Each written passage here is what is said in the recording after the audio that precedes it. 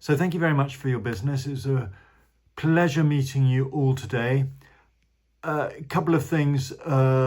One is that this is the unedited version. It's unlisted, so YouTube has a listing service, so you can either click on list or unlist. So I don't want it to be seen by the general public, not least because it would be extremely boring for anyone that wasn't involved with it. But I don't have control over what YouTube do, but I can see if the number of people that see it. So, it should be fine, but I'm not YouTube. So if you can send the data logger, the updates from the data logger, and within the survey, I should show you how to do that. And if you can send that, not this weekend, but the following weekend, so 22nd, 23rd of March. If you don't do it, then please do it as soon as possible. I do everything in order and I wait for the data loggers to come through. So obviously it will delay it if you don't. It's better to send it earlier than later. The other thing is, then the final report will be, so I'm going to send a link with information with this report. That's in draft form, so I may change the wording, but it will be as an email attachment, and then within the details within the YouTube, which will be sent so that anyone can read it and understand it, or listen to it, should I say, and understand it. The details will contain links through to recommendations, but it's primarily in the video. So have a look now. I'm sorry if it rambles a bit. In the next couple of days. So, okay. So what I get, so I'm going to calibrate it. It takes about half an hour, so you don't need to worry about that now. But what you want to do is press the number. So if you do that now, press the green number. That's synchronizing it. It's Bluetooth, so you need to be sort of in the vicinity. And then obviously it takes about a minute per week of data. So I don't know how long. We've done it for a week. Okay, just under. We were naughty. We forgot about it, and then we did it on Tuesday. Okay, so that's okay. So what I'm going to ask you to do is have it running for until not this weekend but next weekend. Okay. I'll send a blanket reminder to everyone. We're very content to leave them for as long as they're not. Well, no, you can keep them going as long as you want to. Yeah. But all I'm saying is that I'll add it to the data, okay. the final report, and then I'll put in.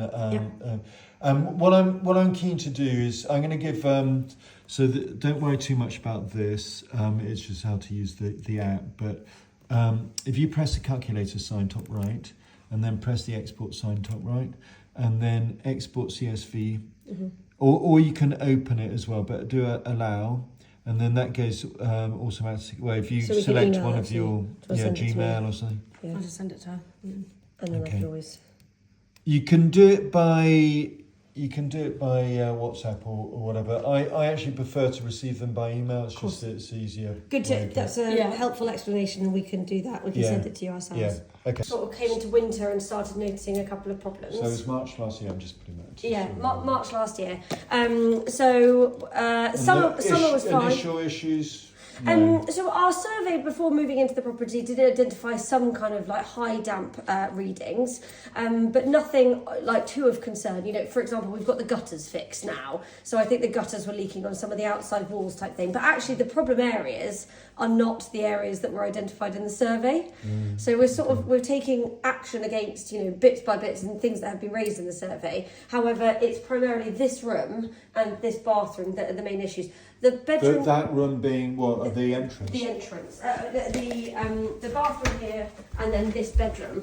Oh, bedroom. Yeah. Okay. So it's your bedroom. So my bedroom's downstairs, but the bedroom downstairs did have a little bit of an issue, to be honest, in the sense that when it came to the summer, because it's downstairs, it's basement. The damp proofing membrane was identified as all fine, but there's clearly some there's the lack of ventilation perhaps because some of the clothes were going mouldy. If you've got mould, it's an internal thing. Yeah. You can have external issues as well that contribute, but by and large, it's mould is internal. Okay. So Just a couple of things. One is, so it looks like it's a conversion from a bigger house that was split into two. I believe with so. With your neighbour on that side. So there's it's the building goes up. The building goes up. Do you have all 3 floors or? No, we've only got this floor and lower ground. Okay, but we so have, it's a conversion. So they get in through there and then they go up. There's a gate here that comes up that way, and there's a gate here that goes up that way to that house on the left. We have arranged. So it's 3, is it? Yes. 3 buildings. Well, it's 3 buildings, but this one's a courtyard out here, so it's kind of separated only by their doors. Okay. I can show you outside, and I have arranged that's to the fine. terrace. It's just interesting to from a responsibility perspective, if the gutters are going, that's presumably a joint responsibility. Yes, so we did. We're quite. There's a tenant upstairs who we have arranged access with to their terrace if we need today. But they live in Spain, and so we tend to look after the property, and they help split the cost. So we've sorted the gutters together. Okay. But you can see it from above, and they're clear anyway. So they will be now. Yes. Yeah. There's. Yeah. This we only cleaned it like a month ago type of thing to make sure that we are out of season, as it were. Historically, they've had some quite bad damp issues here, which we again only discovered when we were in the property, and a builder who came to fix the upstairs terrace.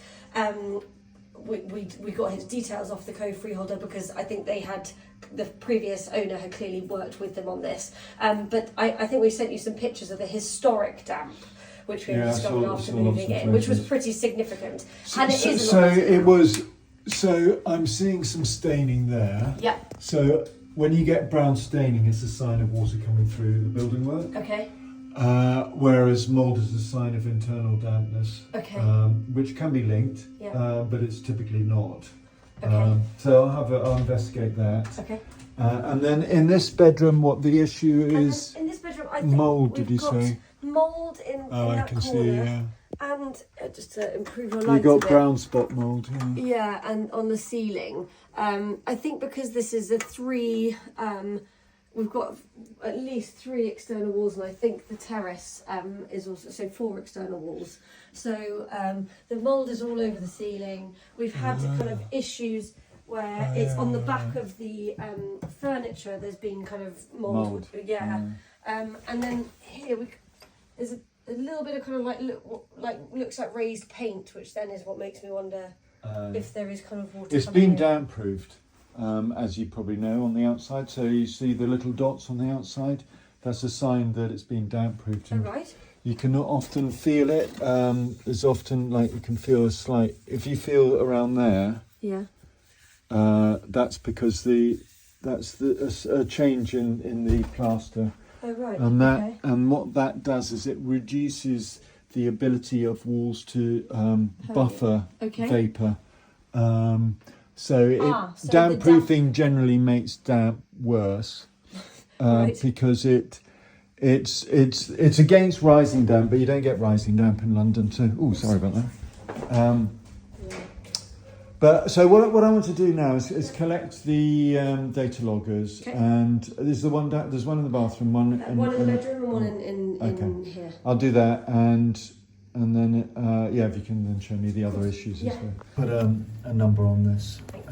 But this went in about 5 months ago. It wasn't working initially, and actually while I'm filming it, I'm just going to be careful. Yeah, do be careful. Watch out for that. And then if you lift the picnic basket, you can see that it does. Yeah, it's quite clever, isn't it? And goes out there. Goes straight out. Yeah, so it does work. Well, I mean, we'll have a look. Data loggers measure essentially 3 things. Mm-hmm. They measure 2 things that then calculates a 3rd thing. So they measure the temperature and the relative humidity, but then that calculates what's called the dew point, and the dew point's the important one. Okay. The dew point is a measure of the amount of vapour in air, expressed as a degree centigrade. Salute there. What's useful about knowing how much vapour it is you can then compare vapour from one source to another source and vapour inside to the outside. Okay, yeah. So in a perfectly ventilated property, you're going to have the same amount of vapour inside as outside, because every time you blow the air out, it's going to be replaced by air from the outside that has the vapour from the outside.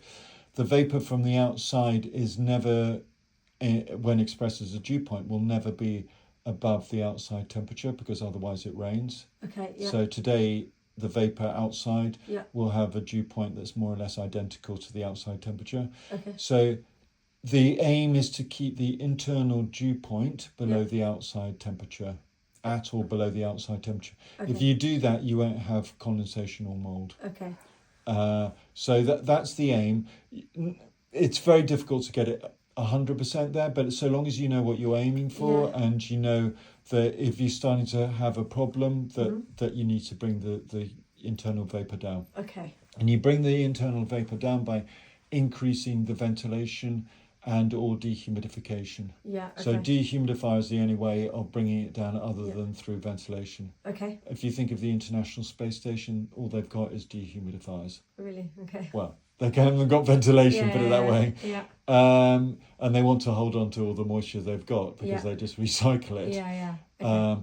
And in every property, each person increases the vapor load by about 2 litres per person per day. Right. Just by breathing. 3/4 of a litre by breathing, 1/4 of a litre by cooking. Okay. And it varies a lot depending on cooking style. So Yeah. pasta produces lots of vapor. Yeah. But if you cook with tops and pots and pans and turn the heat down, you can reduce the amount of vapor. Okay. Obviously using the extractor fan in the kitchen. Yes. Yeah. Washing is Yeah. about 1/2 litre per shower. Okay. So if you have 2 showers a day, Yeah. then that's a litre. Yeah. Obviously, if it's one after the other, then it's not cumulative. It's just there won't be that much. But you want to make sure that the extractor fan's running for at least half an hour after a shower. Okay. And I can check that and just test it and maybe improve it if Yeah. need be. Drying clothes. So you're using the dehumidifier, but I'll check the dehumidifier's suitable capacity. It needs to be at least 20 litres per day. Okay. And then in addition, there's plants and Mm-hmm. I don't suppose you have pets, but pets add Oh, add okay. to it. Yeah. Lots of plants. So I have lots of plants. Plants. Yeah. Yeah, but you've got to think that every drop of water that you give them comes back out as vapor. Okay. Interesting. Yeah. So if you're not going to give them so much in winter anyway, but in summertime you're going to give lots. But actually you'll find that sometimes in summertime there's many issues with mold as in the winter. So what I'm looking at here, I'll show you in a sec through the thermoimaging camera, Okay. but I'm seeing what's called brown mold. Here's a patch as well. Yeah. So when you've got brown mold, you get brown mold. So most mold will grow between 85% and 100% relative humidity. Brown mold, but it needs to have like 6 to 8 hours of high relative humidity. Whereas brown mold needs much more consistent but slightly lower levels of relative humidity. So it grows between 80 and 85% relative humidity. Okay. But it needs what it loves, and I'll give you an example. But what it loves is long periods of when people go away and leave the place. So typically, when people go away for the weekend or a week, they will close. They'll have a shower. They'll maybe have a coffee, have a shower. Give the plants some water. Close the door. Then you don't have any trickle vents here, so there's no natural ventilation. Yeah. They'll close the door, won't leave the heating on, and come back, and then it's been perfect conditions for growing brown mold. Okay. So one of my clients was actually head of an international space station, and he used to do that. He used to go away for a week at a time, and just close up and come back, and there'd be brown mold growing everywhere. So I'd love to know the kind of solutions basically, because we there are 4 solutions, but the 3 easy ones. Okay. So the solutions are actually I'll add the 5th one right at the beginning, and that is to monitor the relative humidity, which you're doing with the data loggers. Yeah. So at least you know where your starting point is, and making sure the internal vapor levels are below the outside temperature, as expressed as a dew point, and you'll see that with the data loggers.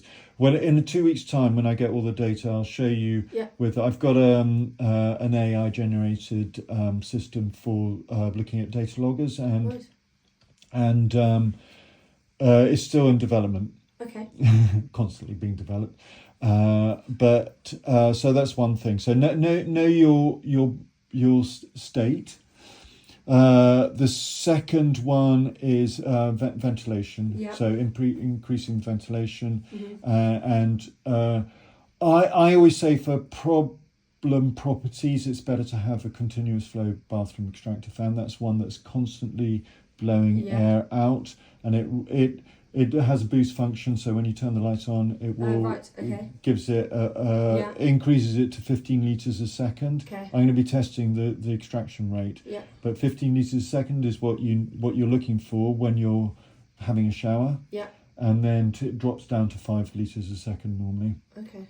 So I have one in anywhere that I have a property. I'll probably have at least one that shower that has a bathroom. Have you got 2 showers? You got one Yes. downstairs as well. I'll have you show you that the downstairs. Yeah. Well, we'll have a look at that. Cool, yeah. So that's 2 dehumidifier. Whenever leaving a property empty, I personally run a dehumidifier 24/7. Yeah. Just because it's just the easiest way of Yeah, we can get shaking. another one of those. I think so. We're going to have a young boy moving in here, so we want to make sure that it's fixed so that it doesn't cause any kind of issues and things.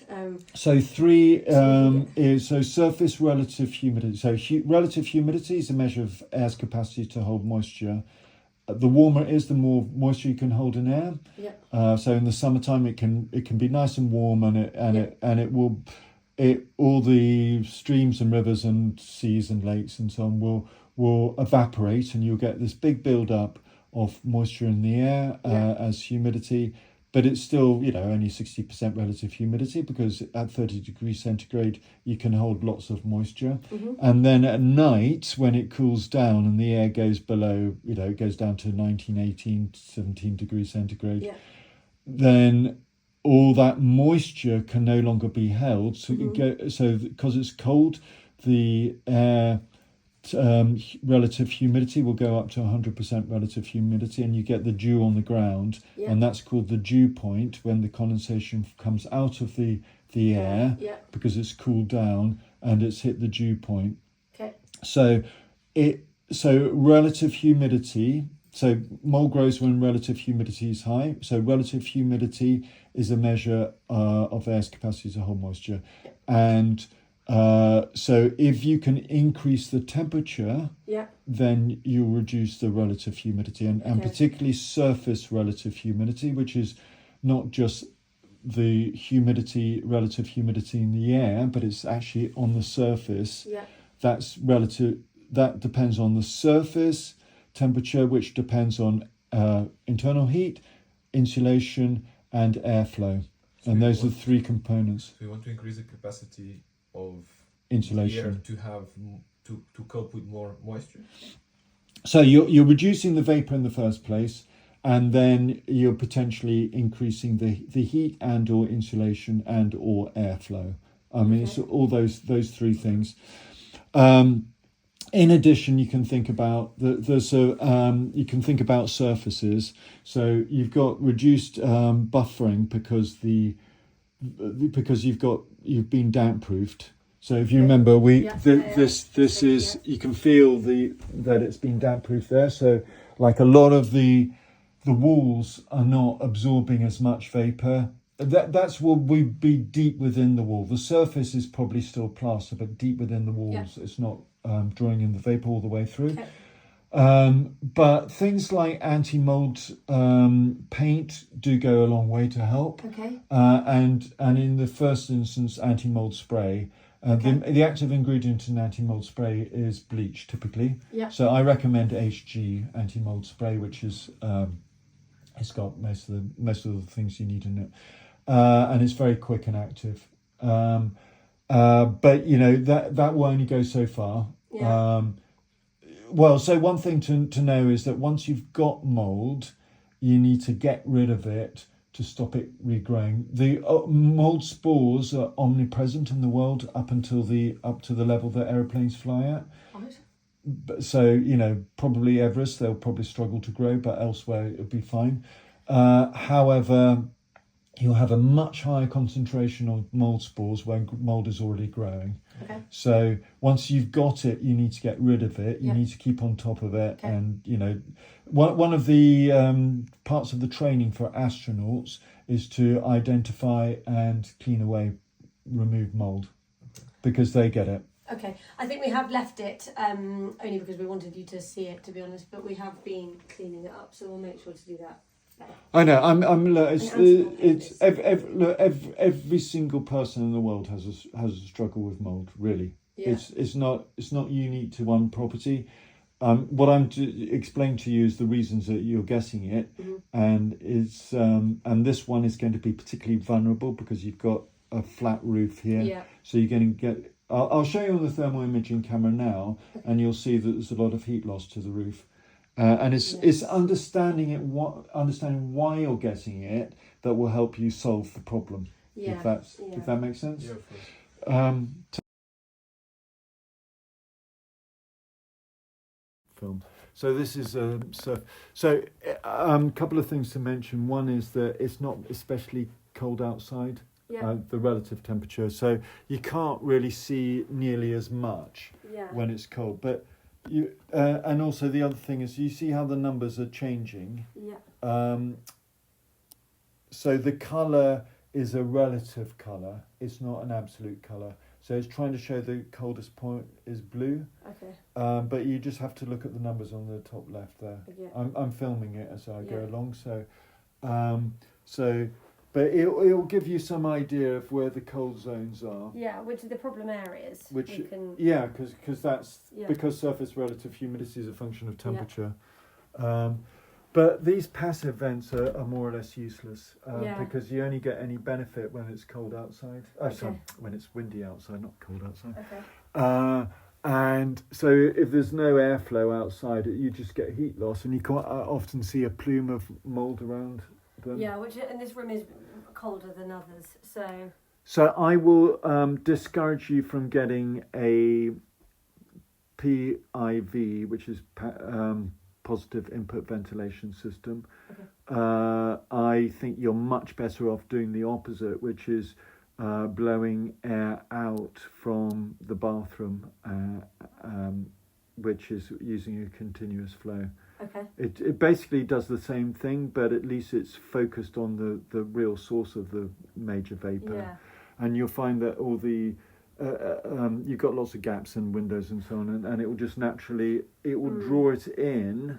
So one thing that is changing is my sister is moving out and my partner Andrew is moving in. Oh, well done, Andrew. Which does. So your sister being Kit Kat, yes. Katrina, sorry. Okay. Right. So we will have would help contribute to the issue. My main concern is getting this room. So I'll have a think through. Oh, look, see, that's been damp-proofed. Yeah. Oh, no, that's that wiring, that's isn't wiring. it? It's We put an electrical extra wiring. plug, yeah. That will. You see the heat loss you're getting there. Quite often you get a lot of Really? heat. But you haven't painted over it. Is that why, or do we need to? No, you get heat loss. So that's the external wall. Yeah. So you get heat loss through a lot of different things, but metal, for instance, will conduct heat away. Yeah. And you can also get it from if you've got moisture in the wall. Most of the water that goes into walls is thought by some people to be rising damp, but or at the top of the hill, I think we're probably. yeah, exactly. But moisture does condense inside the wall and drop down through gravity, so you're going to have more at the base of the wall. Yeah. And a damp wall is a poor insulator, so you get lots more heat loss at the base of the wall. There are lots of reasons why you get heat loss at the base of the wall, but anyway, that having electrical wiring is another additional issue. But is that just this bit here, or is actually what you're filming is this part?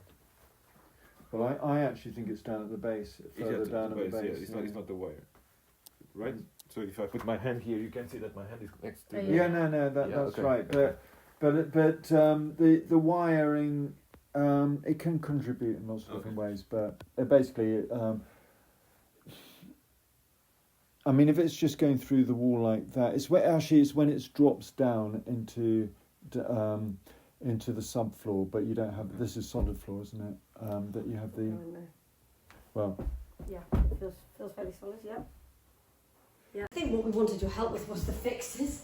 Like we can do all the fixes. We just needed to know what the best ones are. So that one is we need to look at a bit more, and then I would use an expandable foam and seal that up. Oh great. They provide very little beneficial ventilation, and what they do is they cause lots of heat loss. Yeah. So increasing the risk of mold and condensation. But you still need to deal with the internal vapour. Yes, yeah. No, aware, but we just want the hierarchy of fixes basically. But basically, they'll only benefit you if there's airflow outside. Otherwise, you get the heat loss without much benefit. And this room is that much colder as a result, so I think that's notable. But I mean, it's probably also because you got a poorly insulated roof, I'm guessing here, and you've got lots of external walls. But I'll show you some insulation that you might think of. But you know this starts to get expensive if you do lots of insulation. I want to time it, see how long it runs for.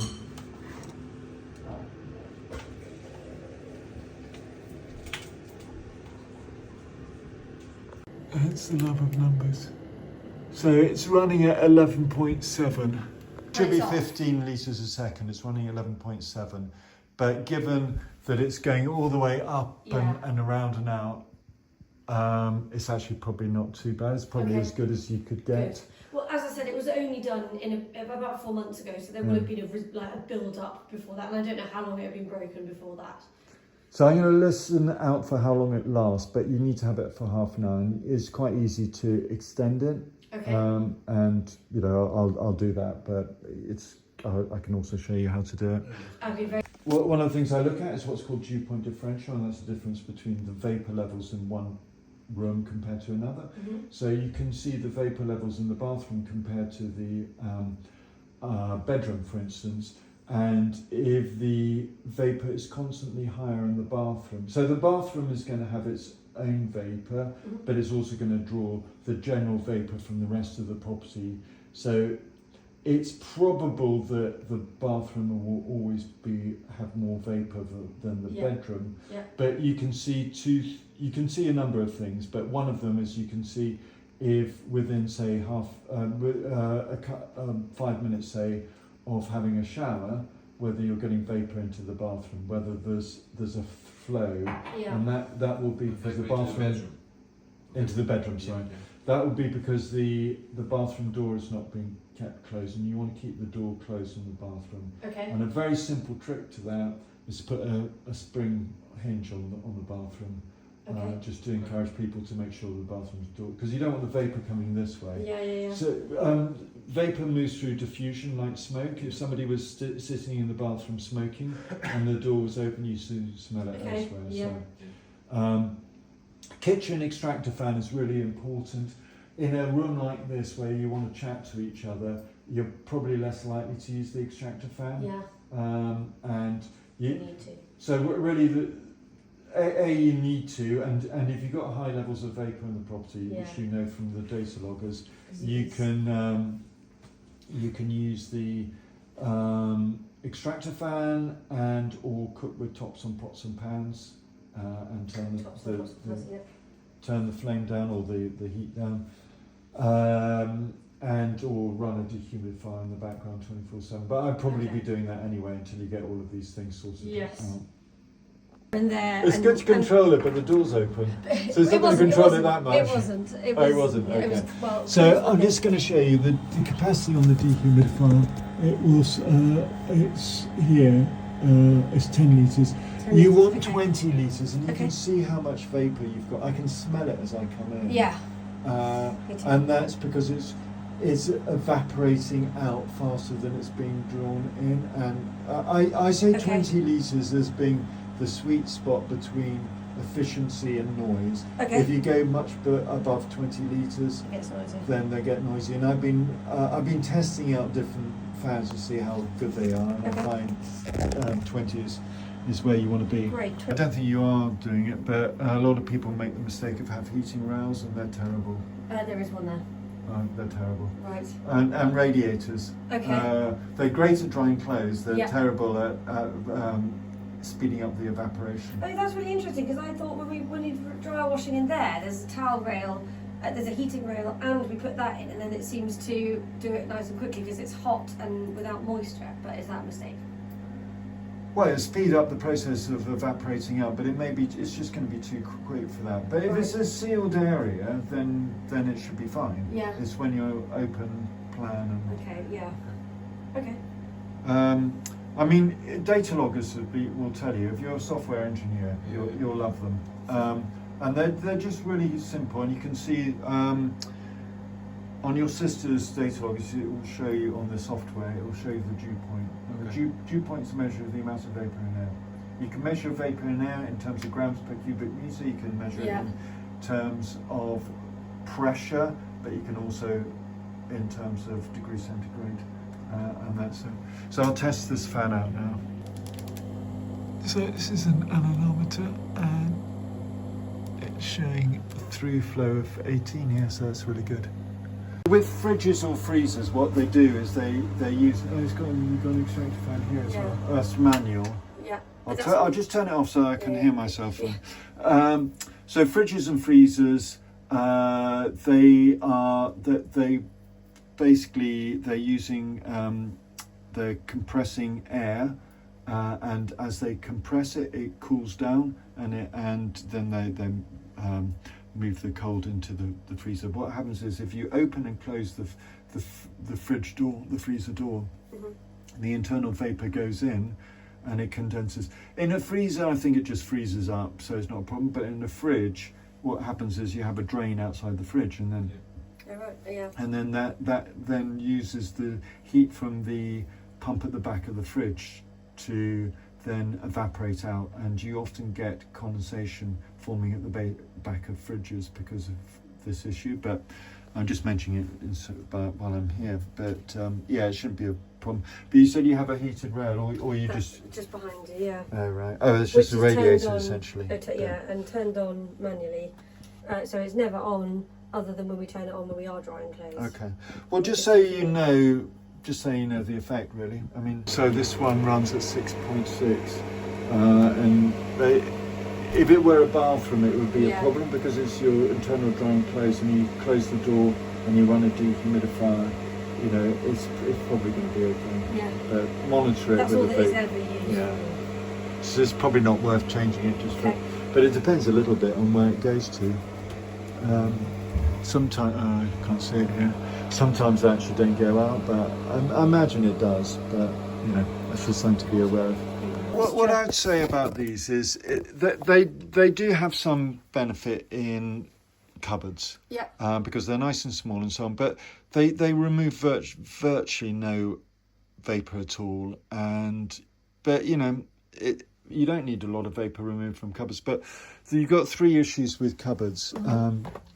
One is that you're opening and closing them, and so as you close them, as you open them, you're getting the humidity from inside the room. As you close them, you're trapping that humidity, and you're not getting the heat from the radiators because the door's closed. So you're trapping in that vapor, and then you're. And if you go along for a long weekend or whatever, you know, it's trapped in. And if it's on the external wall, which is where people have problems, you've got the issue of lack of heat. So a very simple trick is to use an insulation. I'll show you a couple of versions upstairs. A really cheap version that's less attractive is called wood fibre, and you can buy it from B&Q for, like, you get loads of it for about £20 or something.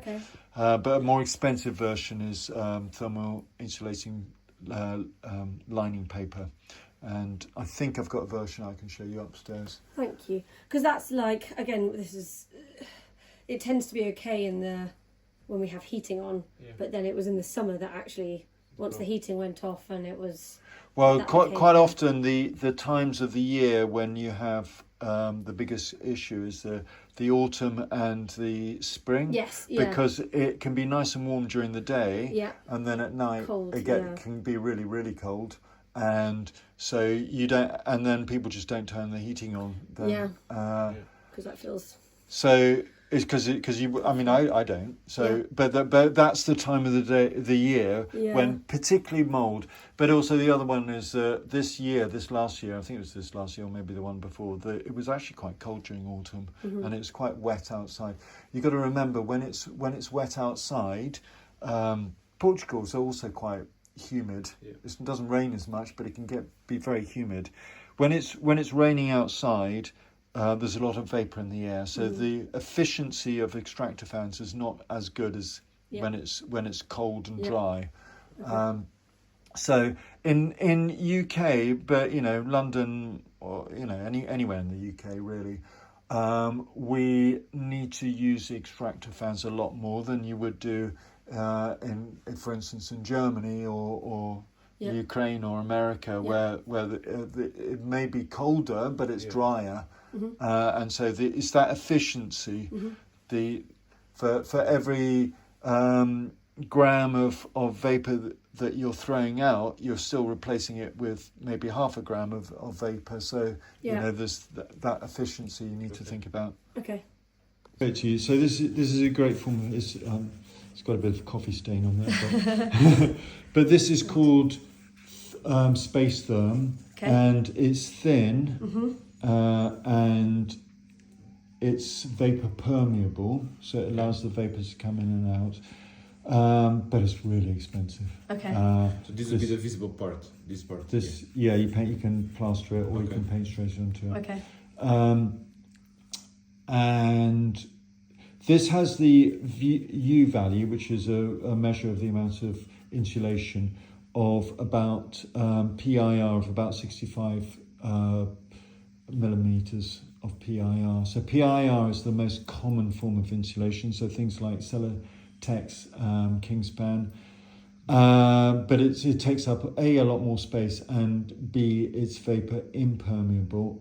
But you wouldn't particularly need to worry about permeability of vapor on the ceiling in your bedroom. And so you can get much better. It's much cheaper. This is about 10 times the price. Okay. This is like for a quarter sheet, so not a normal sheet of plasterboard. A quarter sheet, it costs about £100 for this, whereas the equivalent would cost about £12 or something for Yeah. So anyway, it's a different degree. But then when you're getting somebody to install it, the installation cost is about half of it. So it's like you got to take that into account. I haven't got thermal lining paper, but it's basically just like lining paper. It's just like lining paper. So if you look up Rockwool. And it's just like lining paper, but it's got a bit of padding, yeah. Okay. It's a bit like a fleece type material. Okay. Could you send us some links for this? Yeah, I'll try. But you can look it up. You got the words from the video, but you can look it up if I can. Okay. Yeah, exactly. Woolrock's the. There are lots of different. Rockwool is the.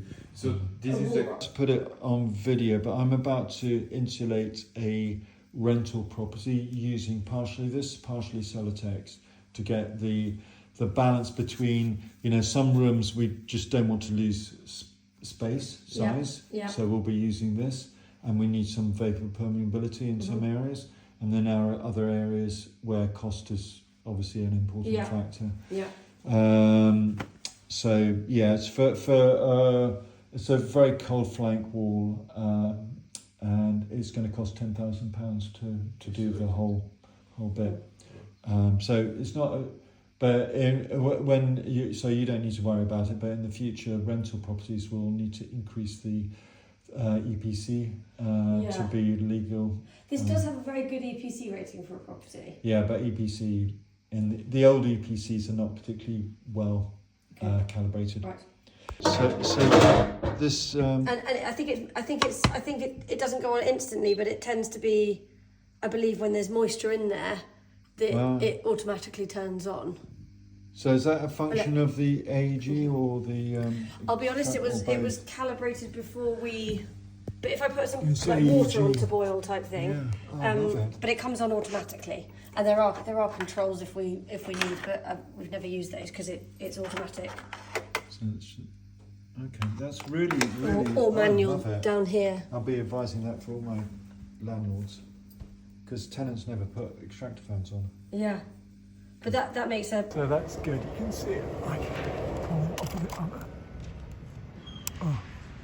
My owners get damp meters because they're very inexpensive, and it's good to know, especially as at some stage you will be wanting. Can I sit on there? So this is drywall.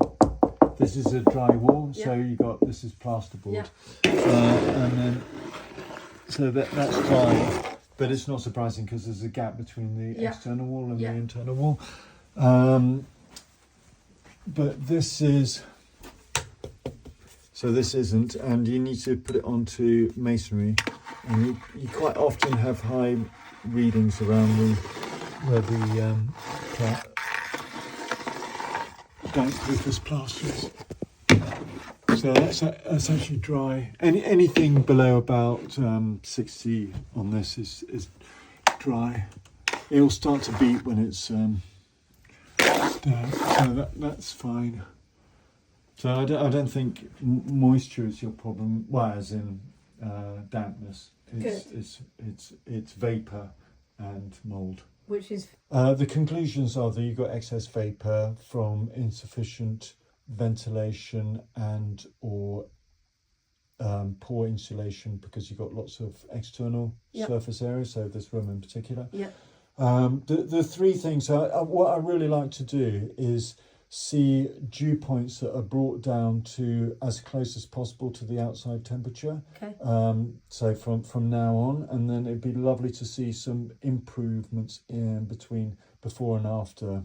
So the three things to do. I'm going to try and increase the overrun on your fan, but I get the impression it's probably about 15 minutes on that. And I'll show you on this one. You can do the one downstairs. It's quite easy to do, but just keep the light on after a shower. Yes, she does do that, and she's very careful to do that, which is why the light ends up getting left on. Second one, keep the door closed at all times, and I'm guessing that doesn't happen. I think just in busy lives, but we can make a conscious effort there. But one thing you can do, it's very inexpensive and easy solution, is to get a spring hinge and to replace it. And when you've got a son, that I've got one of those, and they're very difficult to control. But yeah, so it's just people don't have to remember. And I would say laundry is probably one of the key areas. So I would be looking to get a different dehumidifier and run the other one 24/7 RPM, the 20-litre one downstairs, wherever you're drying clothes, because vapor rises. Because H2O is lighter than O2. So surprising as when we think of water, we think, oh, it's probably quite heavy, but actually it's lighter than air. Because obviously there are two H's and one H. And then the other thing is, so those are the three things. So the door closed, overrun the fan, and the dehumidifier. And then, obviously just think about cooking and all of using the extractor. So in this room here, would you put any extractor fan? No. Just seal it completely? I would do two things. I would seal it and monitor it. And if you are going to do anything, probably look to insulate. You can do things like insulate the ceiling. Yeah. Okay. Or walls. And or walls. That one is insulated. I mean, what? That's sorry. That one is insulated, right? I don't know. Okay. I'm guessing it probably isn't. It wouldn't normally sound quite as hollow if it was insulated. But the good thing is that you can. I mean, that starts to be expensive. But I think monitoring will solve your problem. You can always just leave a dehumidifier. The thing is that you can run a dehumidifier before he comes to stay. Yes. I mean, so the other thing to know is that if a room is not used very often, what people will do is will turn the heating down in it. I was going to ask if we were considering putting in a second radiator, because there's only one which is by the window, and wondered if we put in a second one at the kind of rear of the room, would that support in kind of keeping moisture at bay? Yeah, but then it's quite an expensive way of solving it. So the radiator, you just need to think about airflow and this cupboard here and the fact that you're blocking off part of the radiator. But then it is a nice big radiator, so pros and cons to everything. Is that But on? It will At be. night? Yes. So At the moment? not at the moment. We're only when we turn the heating on. But we were also thinking- given that you're both relatively mathematical and scientific, you can use data loggers to work out if you're getting sufficient airflow, because you just use the temperature sensor that will tell you. Is there any other? We were also thinking of getting some of the. I don't know if your clients have experienced this, but like hive controls on the heating, so that we can turn it up in one room and have it down in the rest of the house. I've got one and I never use it. Okay. It's just too fiddly. Yeah. And actually, I think you can set it manually with on the valve. So all you have to be aware of is that if you're turning heat down, what happens is you get the vapor from other rooms that is supported by heat, so you don't get the high surface relative humidity. But opening the door or just anyway through diffusion, you're going to get vapor into the unheated room, right. and that's where you often get the mold problem. So is your sister away quite a lot, or? I mean, I wouldn't say away quite a lot. I guess you guys occupy it more though. Yeah, she spends about half time here or half time at her boyfriend's house.